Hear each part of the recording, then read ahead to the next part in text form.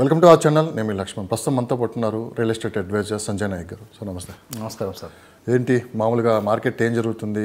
కొంచెం డల్గా ఉంది అంటున్నారు. అంటే ఎలక్షన్ ముందు కామన్గా కొంత ఈ వాతావరణం కనపడుతుంది. అంటే ఎలక్షన్ అయిపోయింది, రిజల్ట్ కూడా వచ్చేసింది, 1 మంత్ అవుతుంది, ఇంకా మార్కెట్ పుంజుకోలేదని చెప్పి కూడా బయట వినిపిస్తున్నమాట. నిజంగానే డల్గా ఉందా, లేకుంటే రేపు పార్లమెంట్ ఎలక్షన్ వరకు ఇదే కొనసాగే అవకాశం ఉందంటే మీరేం చెప్తారు? Yes sir. సో మార్కెట్ ఏదైతే ఉందో మనకి ఎలక్షన్ చేంజ్ అయిన తర్వాత, అంటే ఇంతకుముందు మనకి ఏదైతే ఎమ్మెల్యే ఎలక్షన్స్ జరిగిన తర్వాత మార్కెట్ అనేది కొంచెం స్లో అయింది.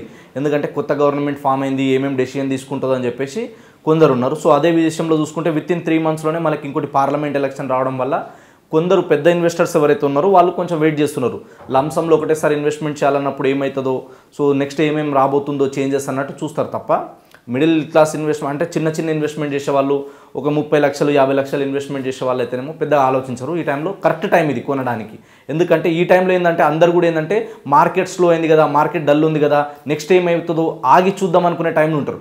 కాబట్టి ఇదే టైంలో ఎవరైనా అమ్ముకునే వాళ్ళు కానీ ఎవరైతే డెవలపర్స్ ఉన్నారో సో దీన్ని తీసేయాలన్నప్పుడు ఆయన కొంచెం ప్రాఫిట్లో వెనక ముందు చూసుకొని అయినా సరే తొందరగా తీసేయడానికి ప్లాన్ చేస్తారనమాట. అంటే ఇది అమ్మే వాళ్ళకి రైట్ టైమా, కొనే వాళ్ళకి రైట్ టైమా? ఈ టైం రైట్ టైం ఎవరికి అంటే కనుక ఖచ్చితంగా కొనే వాళ్ళకి. ఎందుకు కొనే వాళ్ళకంటే ఎప్పుడైనా సరే రియల్ ఎస్టేట్ ఒక నిజమైన స్థిరమైన ఆస్తి. సో ఈ నిజమైన స్థిరమైన ఆస్తి ఎప్పుడవుతుంది? తక్కువ పెట్టుబడి పెట్టి ఎక్కువ రాబడి తీసుకోవాలి, దాన్నే రియల్ ఎస్టేట్ అంటారు. సో తక్కువ పెట్టుబడి పెట్టాలంటే ఇప్పుడు మార్కెట్ భూమి ఉన్నప్పుడు ఏమవుతుంది? భూమి ఉన్నప్పుడు ఎక్కువ రేట్ చెప్తారు, వాళ్ళు ఎంత చెప్తే అంత అన్నట్టు ఉంటుంది. అప్పుడు మనం బార్గెన్ చేయడానికి ఉండదు. కాబట్టి అదే మార్కెట్ స్లో ఉన్నప్పుడు అయితే మార్కెట్ మొత్తం స్లో ఉందని చెప్పేసి మనం బార్గెన్ చేయడానికి ఉంటుంది. ప్లస్ వాళ్ళకు కూడా ఏంటంటే మార్కెట్ స్లో ఉన్నప్పుడు వాళ్ళకి చాలా కమిట్మెంట్స్ ఉంటాయి, డెవలప్మెంట్స్ పరంగా కావచ్చు, వాళ్ళ షేర్స్ కావచ్చు, వాళ్ళ ఇన్వెస్ట్మెంట్స్ కావచ్చు, వాళ్ళు తీసుకొచ్చి పెట్టిన అమౌంట్ కావచ్చు, దానికి ఇంట్రెస్ట్ పెరుగుతూ ఉంటుంది కదా. సో ఆ టైంలో ఏంటంటే ప్రాఫిట్లో కొంచెం వాళ్ళు కాంప్రమైజ్ అయ్యి తక్కువ రేట్ వచ్చినా పర్లేదు, మనకు కొంచెం ప్రాఫిట్ తగ్గినా పర్లేదు, కానీ తీసేద్దామనే ఆలోచనలో ఎక్కువ మంది ఉంటారు. సో ఆ టైంలో ఎక్కువ ఎవరైతే మెయిన్గా ఇన్వెస్ట్మెంట్ చేసే వాళ్ళు ఉంటారో వాళ్ళకి ప్లస్ పాయింట్ అది. కానీ అలాంటి పరిస్థితులు ఇప్పుడు ఉన్నాయంటారా? ఖచ్చితంగా ఉన్నాయి. ఈ ఎలక్షన్కి ముందు, ఇంకా మళ్ళీ చెప్తున్నా, ఎలక్షన్కి ముందు కొనగలిగితే ఇంకా మంచిది. ఎలక్షన్ తర్వాత ఖచ్చితంగా రేట్లు పెరుగుతాయి. ఎందుకు పెరుగుతాయంటే ఒకటి, ఏ గవర్నమెంట్ వచ్చినా 3 to 6 months మాత్రమే మార్కెట్ కొంచెం స్లో ఉంటుంది, ఆ తర్వాత ఖచ్చితంగా పెరుగుతుంది. ఇప్పుడు గవర్నమెంట్ కూడా కొత్త పాలసీస్ తీసుకొస్తూ ఉంది.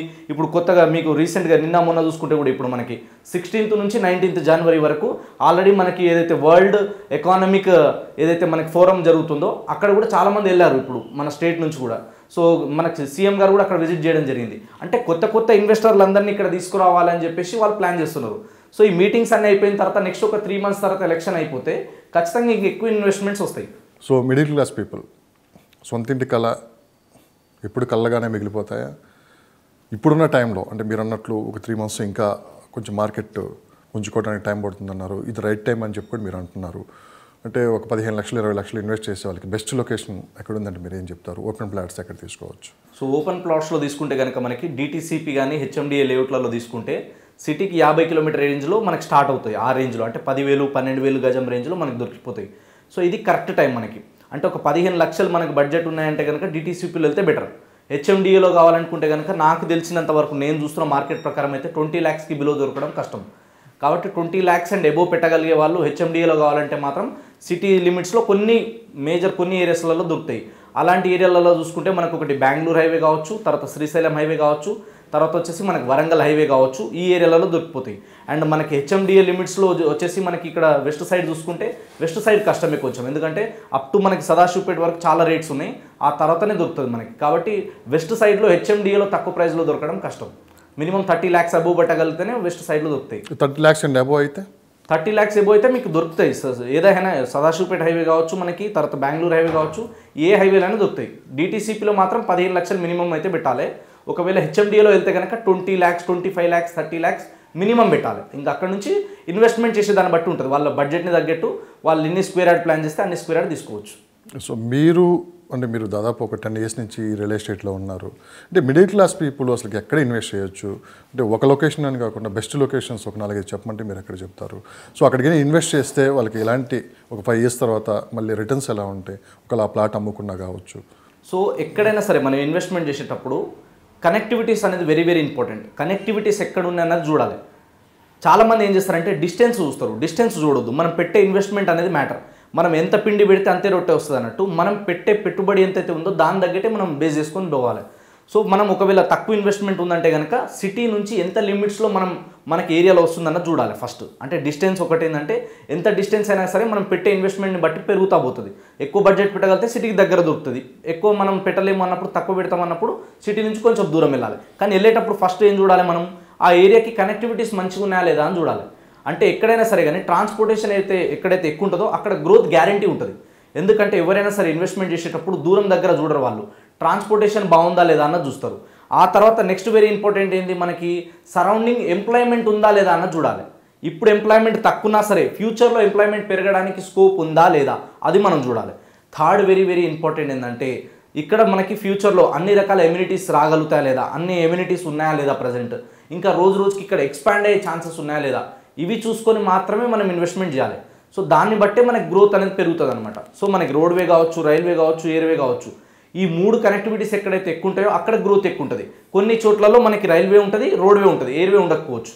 బట్ అదైనా సరే కానీ సరౌండింగ్ ఏరియాస్, సరౌండింగ్ మున్సిపాలిటీస్కి దగ్గర, టౌన్స్కి దగ్గర తీసుకుంటే మనకు అద్భుతమైన రిటర్న్స్ వస్తాయి. Any town or any highway up to 10 kilometre radius ఎప్పుడైనా సరే ఎక్కడ ఉన్నా సరే ఖచ్చితంగా రిటర్న్స్ అనేది వస్తాయి. సో రియల్ ఎస్టేట్ అంటే only Mumbai highway, Bengaluru highway, Srisailam హైవేనా, ఇంకా కొత్త ప్రాంతాలు అభివృద్ధి చెందట్లేదంటే మీరేం చెప్తారు? ఉన్నాయి, ఇంకా హైవేస్ కూడా ఉన్నాయి. అంటే ఒక్కటే ఏంటంటే బేసిక్గా ఎక్కువ వినపడే పేర్లు అయితే ఈ 3. అవును. ఎందుకు ఉన్నాయంటే ఇక్కడ ఆల్రెడీ ఎంప్లాయ్మెంట్ ఉంది, ఆల్రెడీ ఇక్కడ కనెక్టివిటీస్ ఉన్నాయి, ఆల్రెడీ డెవలప్మెంట్స్ ఉన్నాయి ఇక్కడ.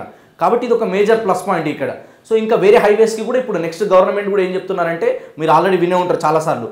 సో ఏదైతే మనకి అవుటర్ రింగ్ రోడ్ లోపల ఒక సిటీ అర్బన్, తర్వాత వచ్చేసి అవుటర్ నుంచి రీజనల్ రింగ్ రోడ్, ఇప్పుడు సెమీ అర్బన్, ఆ తర్వాత సెమీ అర్బన్ నుంచి నెక్స్ట్ రూరల్ తెలంగాణ వరకు డెవలప్మెంట్ నలువైపులా ఎక్స్పాండ్ చేయాలన్న ఉద్దేశంతోనే ఇప్పుడు కొత్త గవర్నమెంట్ కూడా కొన్ని డెసిషన్ తీసుకుంటుంది. దాని తగ్గట్టుగానే ప్లానింగ్ జరుగుతూ ఉన్నాయి. ఇప్పుడు మనం పేపర్ కటింగ్లో కావచ్చు, రెగ్యులర్గా న్యూస్లో అప్డేట్స్ చూస్తున్నాం.